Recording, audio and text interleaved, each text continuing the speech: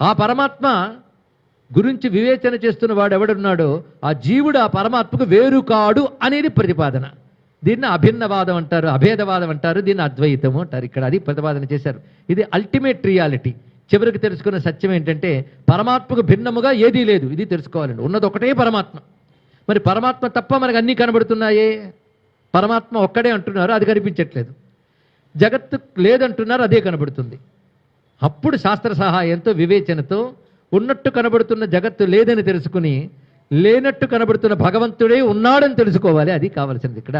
దానికి శాస్త్ర సహాయం అవసరం, దానికి తగ్గ సాధన అవసరం. ఈ రెండిటితో తెలుస్తుంది గనక ఆ మహానుభావుడు జగత్తు సత్యముగా కనిపిస్తున్నప్పటికీ బ్రహ్మం ఒక్కటే సత్యము.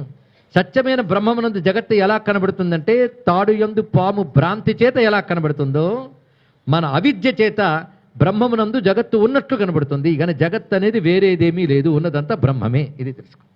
వినడానికి బాగుందండి, అనుభవానికి రాలేదంటే దానికి సాధన చేయాలి, గురువు దగ్గరికి ఆశ్రయించాలి. దానికి మొత్తం సాధన మార్గములు చూపించాడు.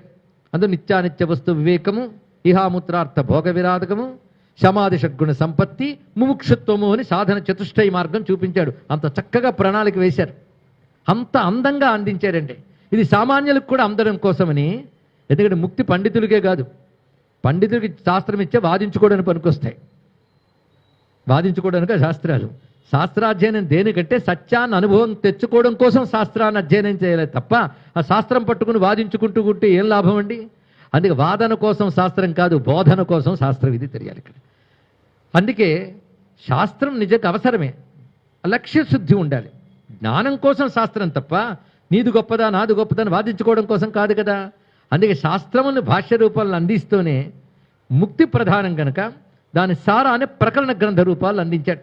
మనం భాష్య గ్రంథాలు చదవలేకపోయినా ఆదిశంకరుల ఒక్క ప్రకరణ గ్రంథం చదివినా బ్రతుకు బాగుపడుతుందండి. ఇందులో ఏమీ సందేహం లేదు. ఒక్కడి చాలు, ఒక్కడి చాలు అని చెప్పేవి అనేకం ఉన్నాయి. ఏది పట్టుకుంటే అది ఒక్కడి చాలని నేను చెప్తాను. అది ఏడాదికో ప్రకటన గ్రంథం చెప్పని ఇది ఒక్కడి చాలని చెప్తూ ప్రతి ఏడాది ఏదో ఒకటి చెప్తుంటాం కొత్తది. అలా మనం చెప్తే ఎన్ని చెప్పాలి. వివేక చూడమని అద్భుతమైన గ్రంథం అండి. ఒక పాశ్చాత్యుడు ఒక మాట చెప్పాడు.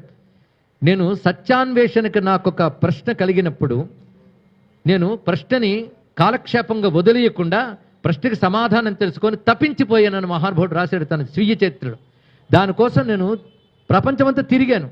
నేను ఏ దేశంలో ఏ మతంలో పుట్టానో మతాచారుల్ని కలిశాను. కానీ నాలో ఉన్న ప్రశ్నకు సమాధానం లభించలేదు.